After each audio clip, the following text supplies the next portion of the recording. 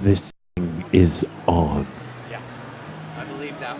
That is my voice. The real voice. That is my real voice. The scary voice. I can't do it. It doesn't work as well for me. Yours was pretty scary. Was it really scary? Very. Awesome. I'm going to use that at work. Yeah. We have some good news and some bad news. Exactly. Bad news first.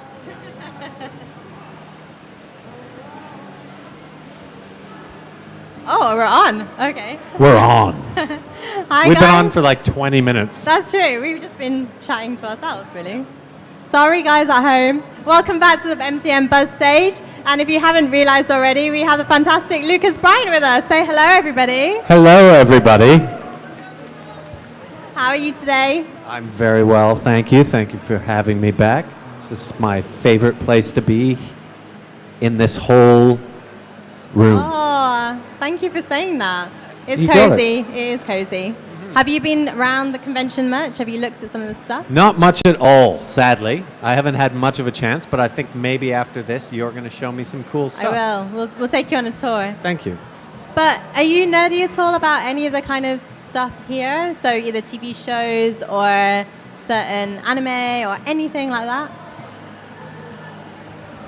I don't know yet. I think maybe I'm nerdy about those shoes behind you. Yeah, the canvas warrior shoes. Yep. But I'm not much of a collector, no. No. If we were going to go to your house and look for the nerdiest thing that you own, what would it be?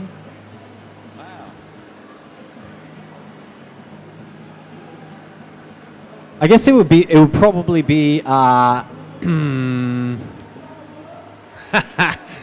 I can't tell you about those. Come on. Well, it would either be something,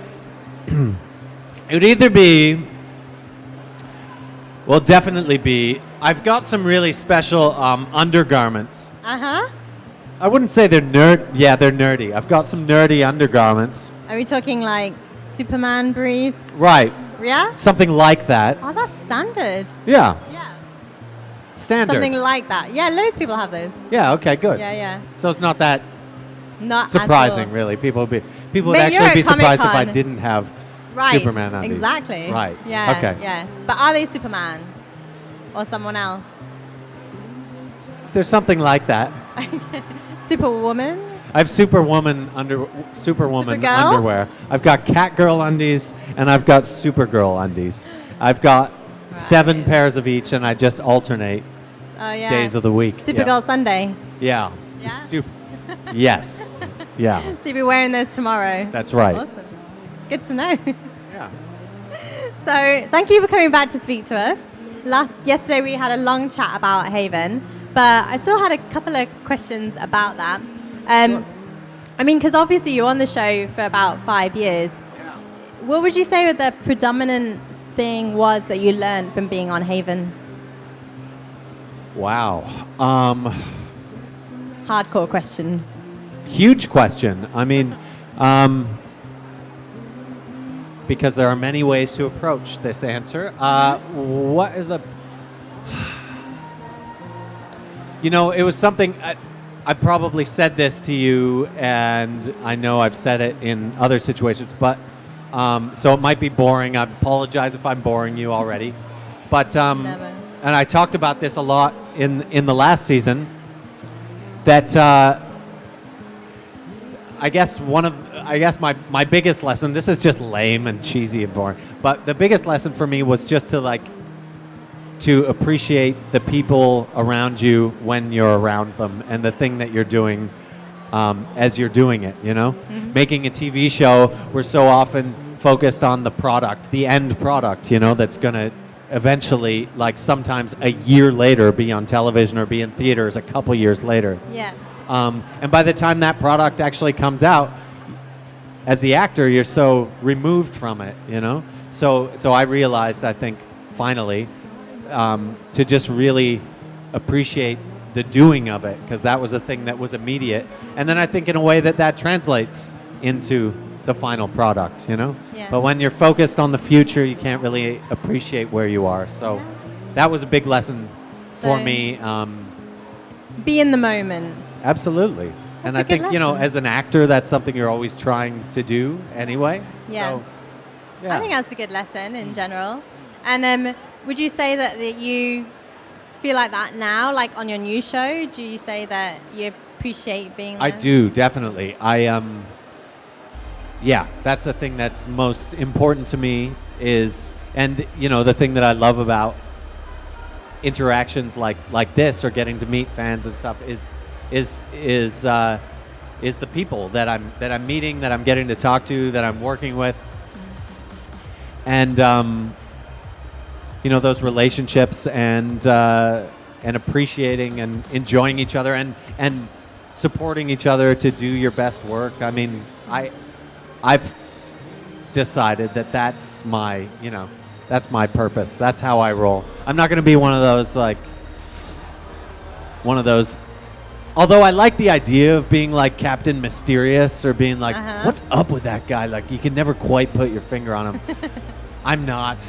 It's all out there. Yeah. And yeah, so I'm just about positivity and the love.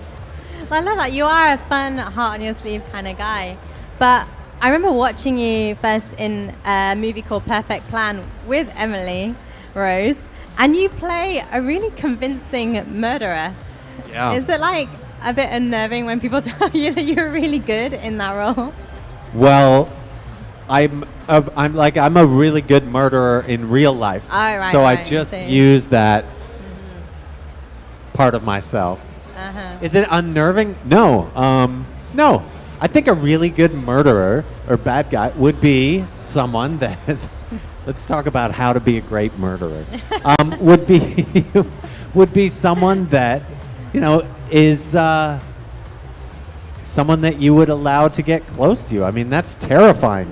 Someone that is friendly and likable and charming, and this character in that thing was quite manipulative and was those things. But then he was also like dark and twisted. Yeah.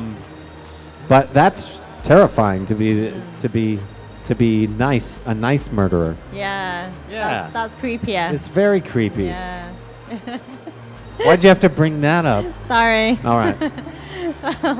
I was gonna ask you another similar question, but maybe I should lighten it. No, go ahead. Let's stay on the murderer Okay, topic. so, well, it's more of a death thing. So I was thinking, in Haven, people die in all sorts of wonderful, weird ways. Do Right. you have a favorite death on Haven?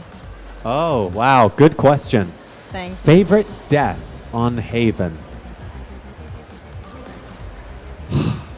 There was well, I don't know if he actually died, but remember, I think it was season 1. It was an episode called Sketchy, where the person drew things, and then there was a guy on the boat that just got like someone took his They drawing folded and folded it up, and Yeah. he just like his Broke his everything. limbs bent and he fell over. I think later it showed him like being pushed away on a stretcher, and he was like, "I'm gonna be all right." I don't know if he was all right. That was a pretty cool death. Like, just sort of makes me laugh at the absurdity every Yeah. time. There was one where people got turned into, like, people got solidified, Yeah. right? And then when they were pushed over, they crashed, just like shattered, they yeah. shattered like a coffee cup on a tile floor. That was sort of a beautiful thing. Yeah. I mean, there are all sorts of ridiculous ways to die. If I thought about it for 20 minutes, I'd probably come up with 20 minutes of ridiculous ways to die. Well, there's one that I wondered about, which is, I think, the season 3 premiere, where the guy essentially gets abducted by an alien spaceship. Right. What do you think happened to him? Did you? Because there was a question about that in the episode. It's like, do you really believe that he died, or he's gonna come back, or Right. You're asking me, what I'm does asking Lucas you. believe? What do you believe? I think he's out there. Yeah. I think he's out there in his own sort of, like, he brought those to life, arguably. So they're real. So he's existing out there in that reality. In his own and he little will be spaceship. rejoined with us when we do the Haven reboot. Yeah, sounds good. Bring back all those other characters. Right, exactly. Yeah. I'm sure there are a bunch of other characters stuck in limbo too. Or is he the only? Yeah. I don't know. Yeah. I don't know. Think about it. I have to do a count. But yeah, I'm sure we could bring back a bunch of people. We never really. Well, we saw some of the, like the mermen and women coming back out of the water in the finale, like in the montage. But we never really, we could revisit that. They were in their sort of limbo for a while. And, Yeah. Well, one of the things about the finale I wondered is obviously at the end we do see Haven being reset in a way, and we've seen that happen previously on the show with people kind of having their memories wiped. So do we assume that Nathan remembers everything that happened, or is there a kind of a bit of a blank slate again? Right. That's a good question. I assume that Nathan remembers everything that happened. Okay. Yes. Good. Yes. He's carrying her with him always. He remembers everything. And I think obviously people would want to know what happened with Nathan and Paige and James, and you mentioned a little bit yesterday. Yeah.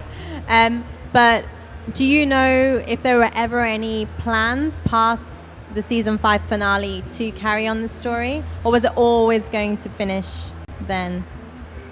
Yeah, I don't think there were. If there were, I never heard of them. I know that it, as you've seen, it was ended in a way that could carry on the story in a myriad of ways, I suppose. Yeah.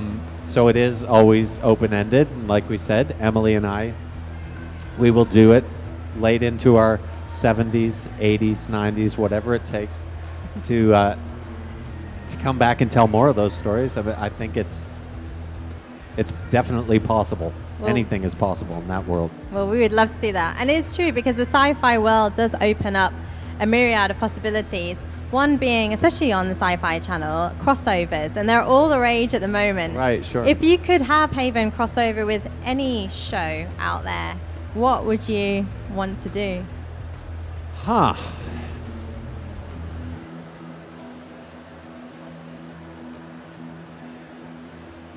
Alf.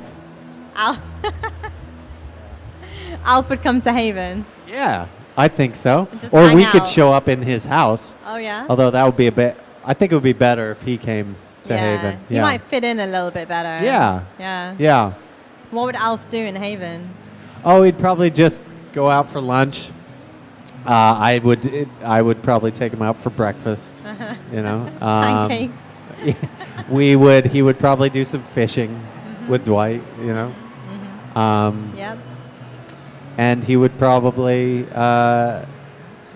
eat all the domesticated wildlife around town. Right. Yeah. Yeah, you'd have fun. Yeah. And I'm going to ask you guys if you want to ask a question in just a moment. But we have to talk about your new show as well, Shoot the Messenger, Sure. which is currently on in Canada. I'm not sure when That's it's right. coming on in the UK. And you play a reporter, Simon Alensky. Can you tell us a little bit about him, the premise of the show? So the premise of the show, it's about a female journalist who's a young she's a young journalist who's just starting her career, and she stumbles on she gets a lead. She doesn't know what it is, but she gets a hot lead from a source, and she goes to meet this guy to find out what's going on, and she witnesses a murder. And that's just the beginning of the first episode. So then she's trying to figure out what happened, why this person was murdered, what he was going to tell her, what story he had for her, and she uncovers a tale of conspiracy and corruption and collusion that involves the police and sex and gangs and politicians and all sorts of racy stuff.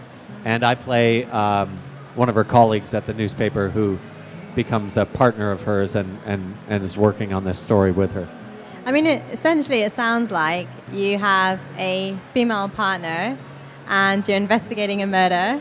Is that where the similarity with Haven ends, would you say? Yes, I suppose. Yeah. Yeah, that's where the similarity ends. But it's quite a dark show. But overall. also the thing that it has in common with Haven is a ton of actors from Haven. Right, yeah. Nick Campbell, who played Yeah. my dad in season 1, is in the show. Yeah. Maurice Steenwind, who played Agent Howard, is in the show. Tony Napo is in the show, who guested on Haven. Ari Cohen was on. I mean, I know I'm probably forgetting 25 other people, but tons of people from Haven. So It's going to be fun. it's kind of hilarious. Yeah. And in the show as well, you've got a fiance, Cassie, then you've got your female partner, you have a boss, Alex Kingston. Yeah. And you kind of have relations with all of them. A little bit. Kind of a little bit of a floozy in the show, I would am. say. Yeah. I know. Would you say? Yeah, kind of. I'm a little bit of a floozy. Yeah. It's true. Yeah. They thought about making the lead character is a woman. They thought about making her a bit of a floozy, but then they met me and I think they were like, no, You're that more guy's of a- just like naturally a floozy, so Yeah. let's write it for him. Flooziest tendencies. Yeah. Uh-huh. I Well, anyway. suppose. I don't know what happened there. They just decided that every single woman I met in the show, they needed to give me some relationship backstory. So it comes out later, that, yes, we had a thing, all right? We had a thing. Now he's sort of got it together. He's not like, it's not like he's, got all these buttons on his shirt unbuttoned all the time. He's not out there working it. I think he just happens to have had a history with some of these women.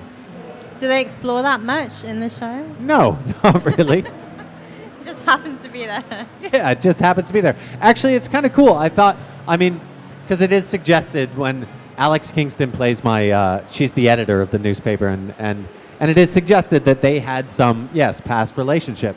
And normally in a show, if that was brought up in one of the early episodes, you'd be like, oh, let's see where this goes.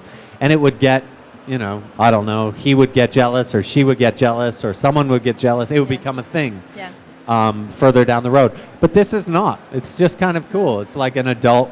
It's like it wasn't written for the purposes of TV tantalysm. It was just sort of like a layer of their history that now they're both adults and they're, move beyond it, and it's not really a thing. Now maybe it'll become a thing in the future. I don't know, but as for what we've done so far, it wasn't.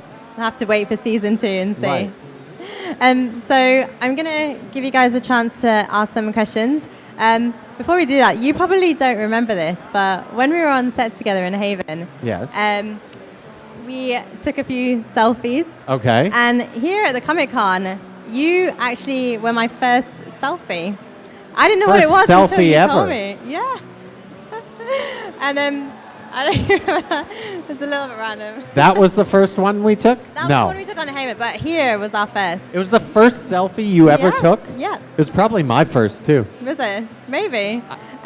But fans have often said that you're pretty good at photography. Is that something you ever thought about doing professionally? Professionally, no, but I love it, and that's very nice of people to say so. But I do love using the camera, and I love, I directed an episode of Haven in its last season. I absolutely love that side of the process. So no, I haven't thought about it professionally, but it's definitely one of my favorite hobbies for sure. Brilliant. Yes. Okay, have you guys got any As questions? you can see from this, clearly it's like I don't think we've got the full incredible picture on framing. there. There is a very choice cropping, Absolutely. completely out of focus. Yeah. It's like some avant-garde Good. stuff there. Yeah, absolutely. Okay, do you want to guys stick your hands up if you got any questions, Torf, Lucas? Don't be shy. If you want to say something, just stick your hands up. There you Oh, go. there's a hand up. Hi. Hi there. Hello there. We've met before. Yes, we have. I was wondering, because as Nathan, you get a chance to act with all the different kind of versions of Emily. So I was wondering which one was your favorite to, sort of play around acting with. Huh. the different versions of Emily. Well, I have to say my favorite was Audrey because it's just because I have to say that contractually. No, but each of them, I loved each of them for different reasons. I mean, Nathan loved each of them for different reasons too. But seeing Emily in those different personas was like always such a treat. I guess the most fun, like the one that I enjoyed the most, was Sarah. You may think you know why, but it was just because it was a really, like, that whole episode was just such a blast. We were in the 50s, and her whole attitude, her whole character was a lot of fun to play with. But then, Lucy was very cool to meet, although it was a sadder and more difficult scene with Lucy, so it wasn't as fun an experience necessarily. Anytime that Mara was a trip. I didn't like her, but it was always a lot of fun to work with her because, Emily was having a lot of fun being such a as Mara. She was, wasn't she? I mean, but Sarah, I would say that was my favorite, other than Audrey, of course. So we have some more questions in the Twitter TARDIS. Do you want to delve inside and pick one? Let's do it. Ooh.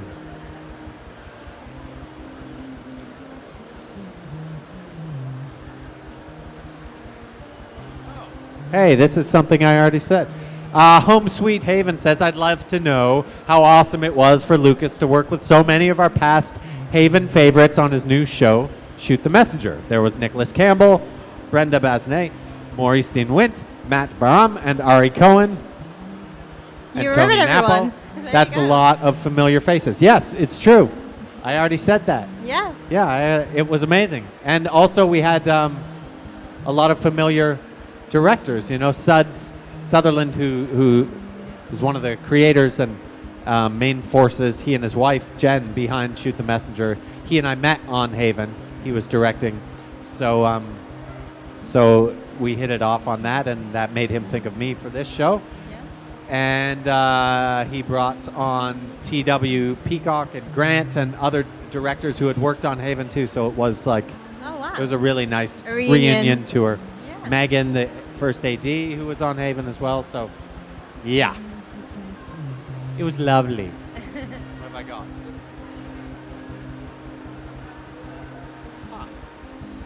T Writer 4 says, is there a persona or character you wish Haven would have touched on and or introduced?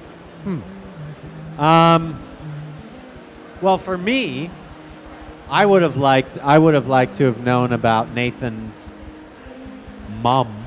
Yeah. I think many people would have liked to know her. Yeah. Do you have an idea of what she was like in your head? I don't, actually. I don't. I mean, there were some times that I got that I was, putting together certain theories. I was like, wait a minute. This Garland, and I'm like, but she was adopted, but was he really adopted? And like, maybe she, and then I was like, maybe there was a past incarnate, and I was like, that's a bit gross. That's super weird. That's extra weird.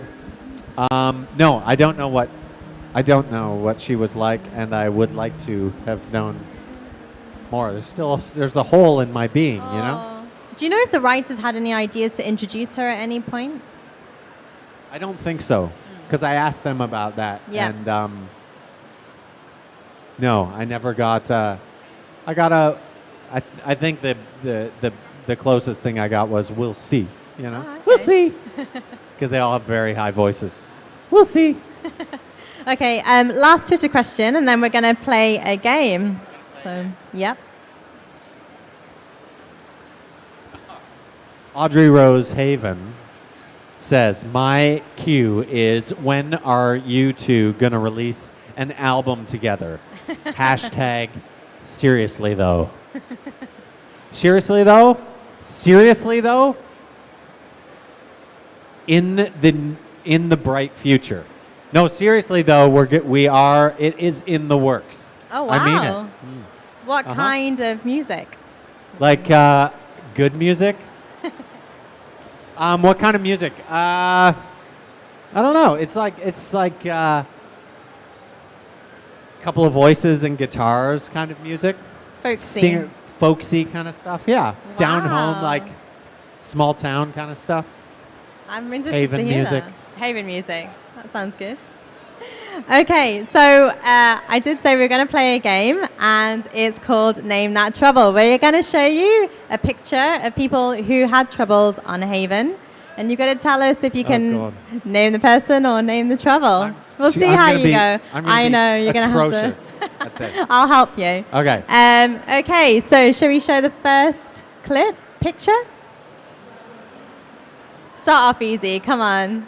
Okay, well, I don't remember the name of this character, but I know that I love that actor. Yeah. Yeah. And his whole trouble thing was like he would get just these beautiful silver eyes, and then I would just be hypnotized and mesmerized by them. So you just couldn't look away. Right, right. Don't remember his name, though. No, it's just. Was I close? Very close. Yeah? Very close. Good. Right, so you guys know that's Eric Balfour. Okay, so the second one, if you put up the clip.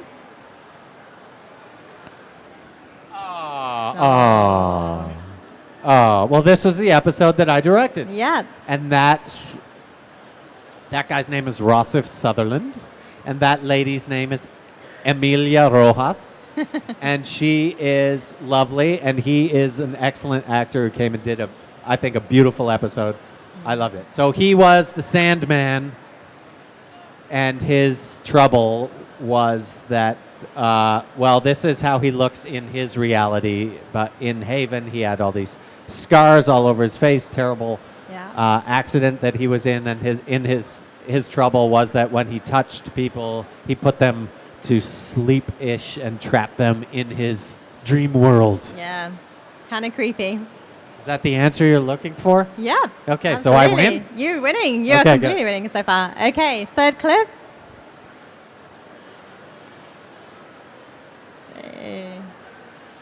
Oh no, Black Hand's baby. Yeah. Yeah. Black Hand's baby. So what's the trouble? I mean, If I say it was the Harker curse. yes, do you the remember Harker family curse. When a baby cries, then everyone dies. That's the one. The people that hear it. Yeah, Oh, it's so sad. that was really sad. But that was beautiful too. The scene in the was that was the opening episode of. I mean, it was the finale and the opening Exactly, of yeah. season 5. Was it 5? I think it was 5. Oh, no. It No. was 4. No, it was the mid-season. Mid-season 4. opening. Yeah. Okay. Yeah. Yeah. So did I win? No. Yeah, well, half a point. Yeah, you have gave one? me that. Okay. Okay, fourth clip. Ah. Yeah. Yeah. This trouble was just about she wears too much makeup, and this is what happens when you are consumed by vanity. No, that's Laura Vandervoot, who came and was the skin lady, the skinwalker, The Skinwalker. and she was lovely and terrible and disgusting. And what was her trouble? Her trouble was that her face was all made of pieces of patches of skin, and she was like a psycho killer. Yep. And your son's wife. And my Liz. son's wife. Yeah. So like a really freaky daughter-in-law. Yeah, yeah. Okay, last clip. Oh, yeah. Yeah. Okay, hang on. What's his name? What's his name? Stuart. Mosley. That's the one. Stuart Mosley. Well done. Mr. Mosley. So this is the guy that sent us back to 1955. 55? Yes. I think so. Yeah, it was. Yeah. Stuart Mosley. His trouble was that Well, I don't know exactly how to explain it, right? Whenever he saw you. Whenever he saw me specifically. Yeah, what's up with that? I know. It's just me. You traumatized him so much. Right. That he He's warped you through time. That he warped me through time. Yeah, so I hope we locked him up. But yeah. Yeah. Well done. I think you did pretty well. Oh, good. Thank you. Excellent. Thank you. Yeah. Everyone give him a round of applause for that. I am the wiener. Thank you. I am the wiener. Well, thank you so much for talking to us again. You got It's it. been Thank a you. pleasure. And good luck with Shoot the Messenger. Hopefully we all get it on our screens in the UK very soon. I hope so too. Hopefully we'll hear the music that you make with Emily very You soon. will. I will put that out in the world. I will let you know when I do. Brilliant. So that and you if can there check is it a out. Haven reunion, then we look forward to it. So Thank you. again, big round of applause, please, for Lucas Bryant. Thank you all so much. Mwah.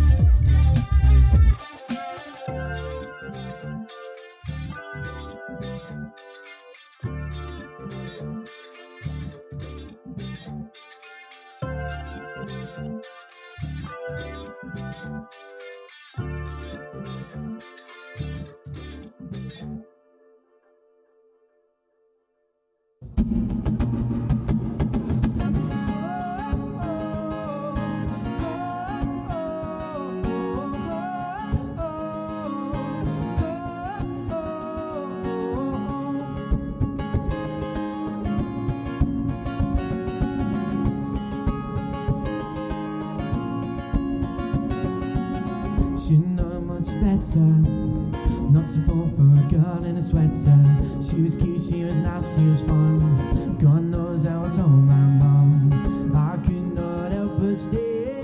The way the light shined on her head. Spend the night cuddled up in bed. I remember every word she said, let's stay.